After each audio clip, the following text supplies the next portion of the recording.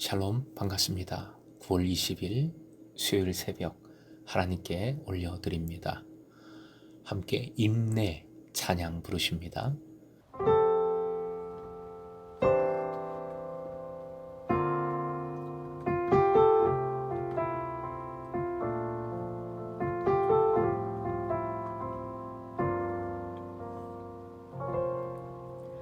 우리 모두 예배하는 자 되어 온전히 영과 진리로 주를 예배하자.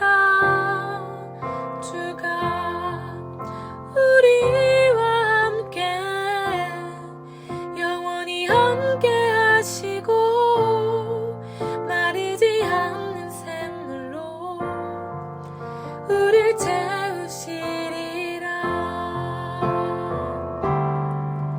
우리 모두 예배하는 자 되어 온전히 영과 진리로 주를 예배하자.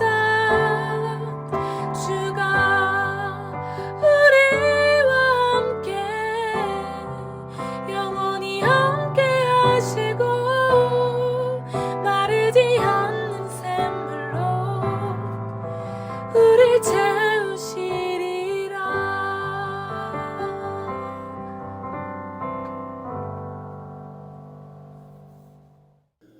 오늘 말씀 레위기 16장 1절에서 5절, 레위기 16장 1절부터 5절까지의 말씀입니다.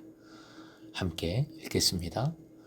아론의 두 아들이 여호와 앞에 나아가다가 죽은 후에 여호와께서 모세에게 말씀하시니라. 여호와께서 모세에게 이르시되 내 형 아론에게 이르라. 성소의 휘장 안 법궤 위 속죄소 앞에 아무 때나 들어오지 말라. 그리하여 죽지 않도록 하라. 이는 내가 구름 가운데에서 속죄소 위에 나타남이니라. 아론이 성소에 들어오려면 숫송아지를 속죄제물로 삼고 순양을 번제물로 삼고 거룩한 세마포 속옷을 입으며 세마포 속바지를 몸에 입고 세마포 띠를 띠며 세마포 관을 쓸지니 이것들은 거룩한 옷이라. 물로 그의 몸을 씻고 입을 것이며 이스라엘 자손의 회중에게서 속죄제물로 삼기 위하여 순염소 2마리와 번제물로 삼기 위하여 순양 1마리를 가져갈지니라. 오늘의 기도 제목, 흰옷 입은 제사장으로 주님께 나아갈 때 은혜를 주옵소서. 흰옷 입은 제사장으로 주님께 나아갈 때 은혜를 주옵소서. 오늘 본문은 오경의 중심에 자리 잡고 있는 말씀으로서 대속죄일에 속죄소에 출입하는 것에 대한 규정입니다.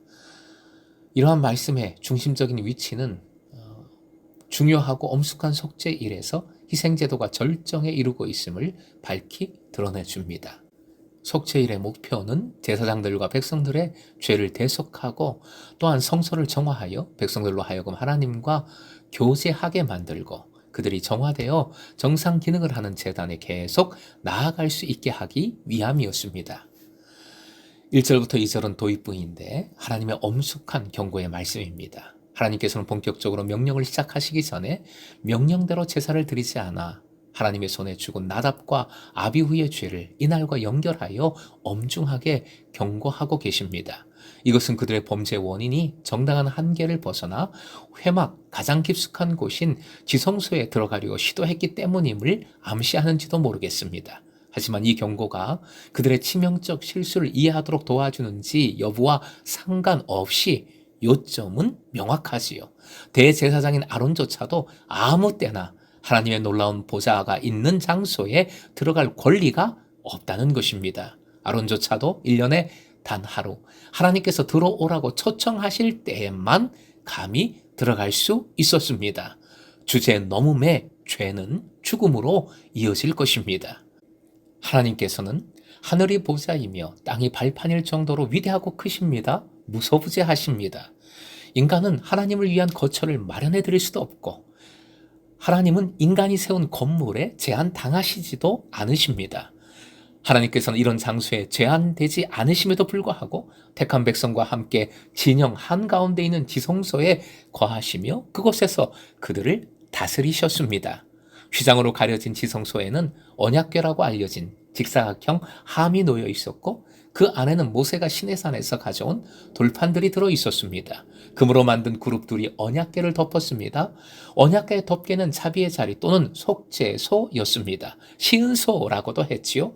여기에서 하나님께서는 위엄과 은혜로 이스라엘을 다스리셨습니다. 대제사장 아론은 매년 이스라엘을 속죄하기 위해 바로 이곳으로 들어갔던 것이지요. 지성소에 들어가는 것은 하나님의 거룩하신 힘이 나타나 사람을 쳐서 죽일 수도 있는 위험에 자신을 노출하는 것이었습니다. 그러므로 아론은 매우 조심스럽게 하나님의 장엄하신 임재 앞으로 다가가야 했습니다. 원어를 보면 히브리어의 강조어법이 이런 점을 잘 강조해 주고 있습니다. 즉 하나님은 아론이 성소에 들어오려면이라고 약하게 말씀하신 것이 아니라 아론은 반드시 이 방법으로만 들어와야 한다라고 강하게 말씀하고 계십니다. 미리 정해진 준비와 절차를 엄격히 준수해야 했습니다. 3절부터 4절 대제사장의 준비에 대한 내용입니다. 대제사장 아론은 개인적으로 3가지를 준비해야 했습니다. 첫째, 자신의 죄를 위해 수송아지와 순양을 준비하여 번제를 드려야 했습니다. 둘째, 옷을 갈아입어야 했습니다. 이때 그는 화려한 대제사장 의복을 벗어 던지고 거룩한 세마포 속옷을 입으며 세마포 속바지를 몸에 입고 세마포 띠를 띠며 세마포 관을 쓰고 하나님 앞에 나아가야 했습니다.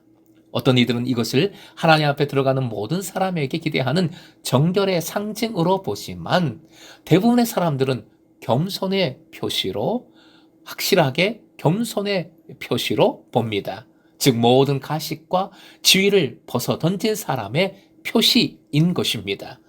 이 차림은 여러 가지 좋은 설명들이 있는 것 같지만 사실 노예 복장입니다. 종의 차림입니다. 대제사장이 하나님 앞에 들어갈 때 그가 단순한 종에 지나지 않는다는 것을 바로 상기시켜 주는 복장인 것이지요. 셋째, 의복을 입기 전에 물로 그의 몸을 씻어야 했습니다. 사실 대제사장은 이날 내내 자주 몸을 씻어야 했습니다. 대제사장이 하나님의 성소의 가장 깊은 곳에 들어가기 전에 완전한 몸의 정결이 꼭 필요했는데 이것은 하나님의 종에게 요구하는 완전한 내적 정결을 상징했습니다. 후대에는 이러한 대제사장의 준비를 매우 중대하게 간주하여 예정된 대속죄일 7일 1회 전부터 준비하기 시작했습니다. 준비 중요하지요. 준비에 대한 영적 중요성은 사실 어마어마합니다. 당연히 준비는 자꾸 뭔가를 더 해가는 것이지요. 만약 교회에서 수련회를 준비한다고 한다면 당연히 장소, 담당자, 홍보물, 간식, 의약품, 프로그램, 관련 물품 등 준비할 것이 정말 많습니다. 다 갖추어야 하는 것들이죠. 그런데 영어로 준비하다, prepare라는 단어이지요. 단어 상의 어원적인 의미는 먼저, pair, 깎아낸다는 것입니다. 먼저 깎아낸다. 이것이 준비인데 바로 오늘 본문이 이 준비의 의미, 준비의 영성을 잘 보여줍니다. 한마디로 내려놓는 것, 종으로 항복하듯 두 손 들고 주님 앞에 겸손히 엎드리는 것이지요. 예수님 맞을 준비됐나? 라는 찬양이 있지요. 주일학교에서 많이 불렀던 찬양입니다. 예수님 맞을 준비 됐나로 시작을 합니다. 그 다음에 이어지는 가사가 이렇습니다. 진정 거듭났나요? 예수님 피로. 내 옷은 흰 눈보다 깨끗해졌나요? 예수님 맞을 준비 됐나? 이렇게 되지요. 정해진 날, 정해진 방법대로 흰옷, 오직 종의 옷을 입고 나아가는 오늘 본문의 대제사장과 같이 주님께 나아가십시다. 준비는 내가 내 힘으로, 내 지혜로 열심히 많이 갖추는 것, 행하는 것이 아닙니다. 오히려 빼는 것, 깎아내는 것, 내려놓는 것입니다. 오직 그리스도의 보혈을 의지하는 것이지요. 빈손으로, 빈 마음으로 오직 주님 채우실 것을 소망하십시다. 그리할 때 진짜 왕 같은 제사장으로 높여주시는 역설적인 은혜를 경험하게 되는 줄로 믿습니다. 그러니 오늘도 흰옷 입은 주님의 백성으로 진짜 제사장의 삶과 모습으로 온전한 준비를 이루는 행하는 여러분 되시길 주님의 이름으로 축원드립니다.